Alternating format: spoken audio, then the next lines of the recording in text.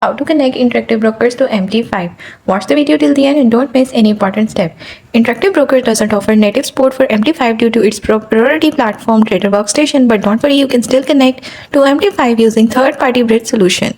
Here is how. Select a third-party bridge solution. Open Include Zero Hub Gateway, which facilitates the connection between MT5 and IBKR account, so it's not available for individual accounts. Other solutions like Trade Commander, G2WS Data, and Prime Access also offer software that bridges the gap between MT5 and IBKR. There is also the MT5 to Interact Brokers Copier, which allows you to copy trades in real time. In step number 2, install and configure the bridge software. Download your chosen bridge solution from the vendor's official website and follow the provided instructions. Set it up. This typically include entering your IBKR account credentials, adjusting connection settings, and specifying financial instrument to trade between MT5 and IBKR.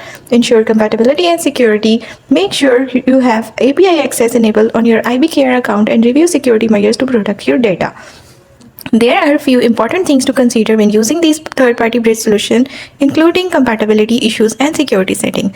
This streamlined version makes it clear and easy to follow.